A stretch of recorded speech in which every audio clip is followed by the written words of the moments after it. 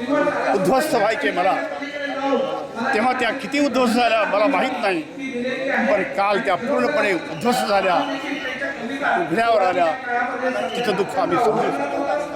एक पोरगा आहे, तो फिलॉसॉफिक माहिती आहे, तो त्याची आठवण करतो.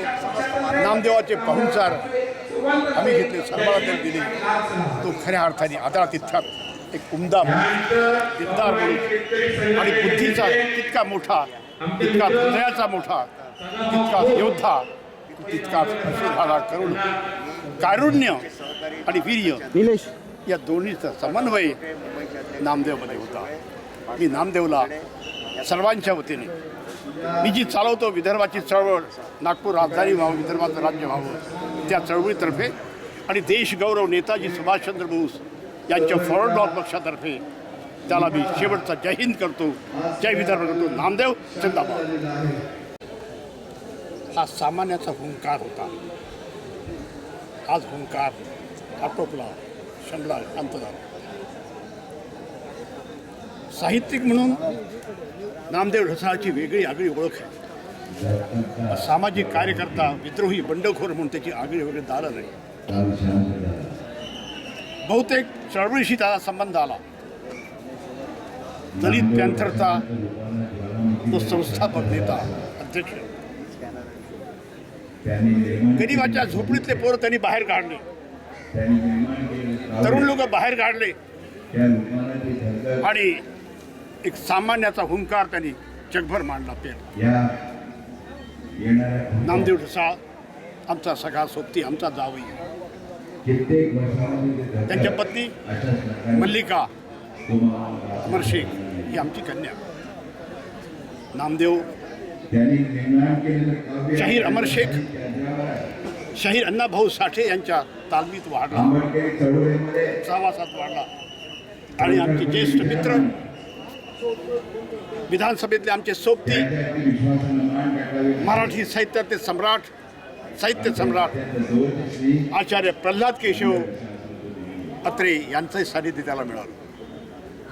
आमचे दुसरे सोबती बाळासाहेब ठाकरे. बाळासाहेब ठाकरे नामदेवाने अनेकदा बसलो, चर्चा झाल्या, विरोधी चर्चा झाल्या, जबरदस्त चर्चा झाल्या. नामदेव ढसाळ पद्मश्री झाले, पद्मश्री किताब त्यांना मिळाला.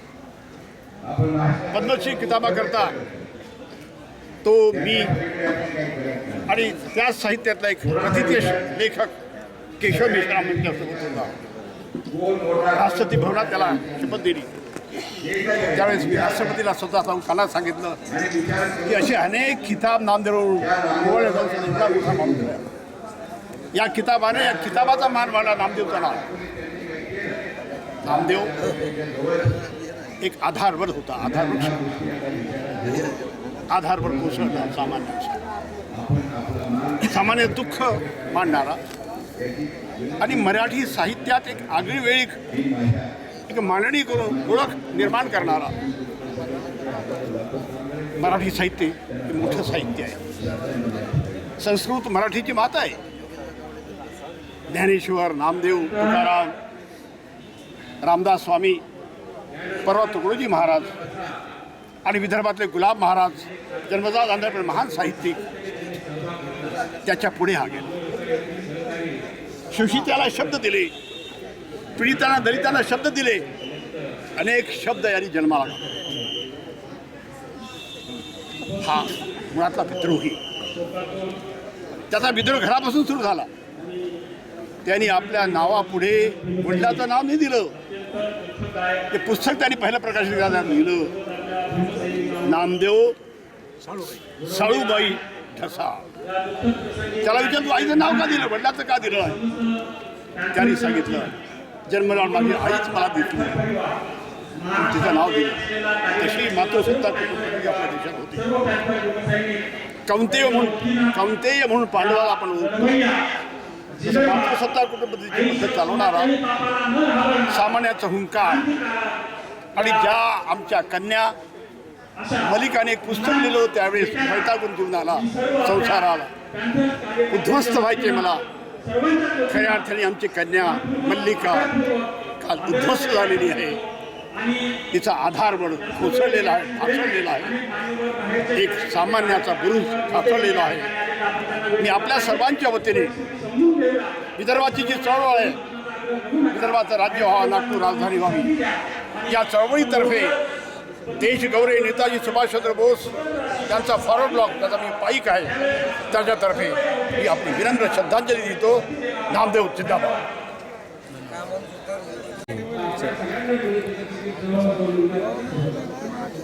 नामदेव ढसाल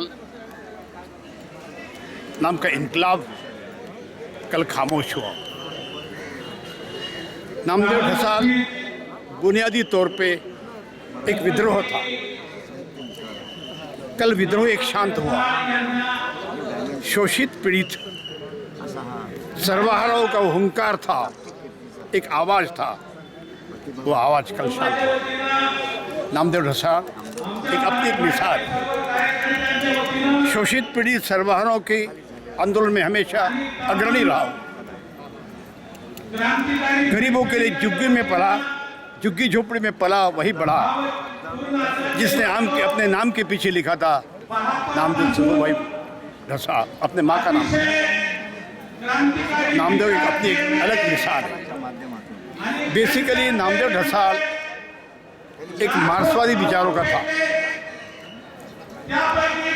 वो जन्मजात पैदाइशी एक समतावादी था. नामदेव ढसाल एक सामाजिक कार्यकर्ता, एक विप्लवी, एक इनकलाबी, और दूसरा नामदेव ढसाल एक साहित्यिक, कवि, लेखक, दो अंग. नामदेव ढसाल को पद्मश्री मिला. जब पद्मश्री प्रदान हुआ और नामदेव ढसाल को हमने साथ में ले गए राष्ट्रपति भवन में, और जब पद्मश्री उनको दिया तो हमने राष्ट्रपति जी के कान में कहा कि ये खिताब नामदेव ढसाल को कितना बड़ा करता है हमको मालूम नहीं, लेकिन किताब स्वयं बड़ा, किताब बड़ा हो जाएगा, उसका लौकिक हो जाएगा. उस वक्त मेरे साथ दलित साहित्य के एक बड़े लेखक साहित्यिक केशव मेश्राम थे. नामदेव मेरा साथी था. एक रिश्ते से वो मेरा दामाद था. शहीद अमर शेख संयुक्त महाराष्ट्र समिति का जो आंदोलन था, उसके एक सेनापति शहीद अमर शेख की कन्या मल्लिका उसकी पत्नी थी, और शहीद अमर शेख मेरे भाई थे. उस रिश्ते से मेरा वो दामाद है, मैं उसका ससुर हूँ. सर, मैंने मार्क्सवाद और अम्बेडकरवाद में हमेशा तनाव रहा है, हमेशा से लेकर ही, और हमेशा क्या हुआ, क्योंकि जाति का प्रश्न उन्होंने कभी उठाया नहीं. नामदेव एक जात जमात में विश्वास नहीं करता था. वो मानते हैं कि शोषितों का, पीड़ितों का, दलितों का हुंकार था, आवाज़ थी, लेकिन सबको लेके चलता था, सबका साथी था. सही मायने में सेकुलरिज्म उसका स्वभाव था, उसके रग रग में सेकुलरिज्म थी. लेकिन उसी वक्त दलितों का, शोषितों का एक हुंकार, एक आवाज़, एक बुलंदी, एक इनकलाब उनके हर शब्द आते थे. उसकी जो कविताएं हैं, उसका जो लेख है, लेखक करके उसका जो साहित्य है, वो एक अलग टाइप का मराठी में. मराठी साहित्य में एक नया दालन, एक नया चैप्टर उसने खोल दिया है. मराठी में बड़े बड़े राइटर हुए, लेखक हुए, कवि हुए. ज्ञानेश्वर महाराज, तुकाराम महाराज, नामदेव महाराज, संत तुकाराम महाराज, और जय जय महावीर होने वाले रामदास स्वामी, गुरु नानक, और इसमें से उसके आगे बढ़ा. इसने मराठी साहित्य में एक नया चैप्टर खोल दिया. कई शब्दों को उसने जन्म दिया. ऐसा एक साहित्यिक कवि, विद्रोही साहित्यिक कवि आज हम में नहीं है. मैंने मेरा एक साथी गंवाया, मेरा दामाद मैंने गंवाया. मल्लिका जो थी धर्मपत्नी, हमारी कन्या, उसने एक किताब लिखा था, उद्ध्वस्त व्हायचे मला, मुझे बर्बाद होना है. एक किताब लिखा था. उस वक्त तो कितनी उद्ध्वस्त हुई मुझे मालूम नहीं, लेकिन कल मल्लिका मेरी बेटी उद्ध्वस्त हो गई. उसका आधार और आधार रोशन ख़त्म हो गया. उसका एक इकलौता बेटा है जो फिलोसफिक माइंड का है, वो उसका आगे बैठा है। मेरे परिवार का मैंने एक आदमी खो दिया, एक विचार खो दिया, एक संघर्ष खो दिया, एक आवाज़ खो दिया मैं बड़ा दुखी हूँ। मैं देश गौरव नेताजी सुभाष चंद्र बोस की पार्टी फॉरवर्ड ब्लॉक, जिसका मैं एक सिपाही हूँ, उसकी ओर से मैं उसको श्रद्धांजलि देता हूँ। लेकिन उसी के वक्त जो आंदोलन चलाता हूँ मैं विदर्भ में, नागपुर राजधानी हो, विदर्भ का राज हो, उसकी ओर से और आपके सबके ओर से मैं उसको श्रद्धा सुमन देता हूँ। मैं उसको जय हिंद कहता हूँ, जय विदर्भ करता हूँ। नामदेव जिंदाबाद। और कुछ बहुत हुए। Now this Namdev Desal, you are a Muslim. नहीं, Namdeo Dhasal was Hindu. Oh no, you I am Hindu. Jambuwantrao Dhote. Jambutra Chaudhary. Jambuwantrao Dhote. Trote. Thote. Thote. I was the member of parliament several times. Oh. I was the MLA several times. Okay. I have elected so many times in the jail. Oh. Behind the bars, I elected. Okay, 70s what made Namdev Desal so special? Why? 70s, na? Namdev Desal was a special, which you are speaking. Oh. But what made him that situation? What was that?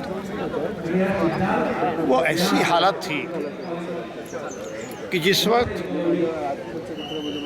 जो house वाले हैं, हाउसों का कब्जा था और house not पीछे जा रहे थे, तो पैदाइशी तौर पे जिसको बालकड़ू कहते हैं, नामदेव ढसाल ने मार्क्सवाद का बाड़ पड़ा। उनमें हमेशा विवाद रहा। अम्बेडकरवादी कहते थे कि ये नहीं ये मार्क्सवादी है, ये हमारा नहीं। वो कहता तो मैं तो अम्बेडकर का मेरा जन्म है, अम्बेडकर ने मुझे सिखाया है, लेकिन मार्क्सवाद मेरा विचार है। एक द्वंद्व था उसमें, जब एक समन्वय था शास्त्रीय समाजवाद यानी मार्क्सवाद और साम्यवाद समतावाद जो अम्बेडकर साहब ने कहा, उसमें कहते थे उसका समन्वय करता था।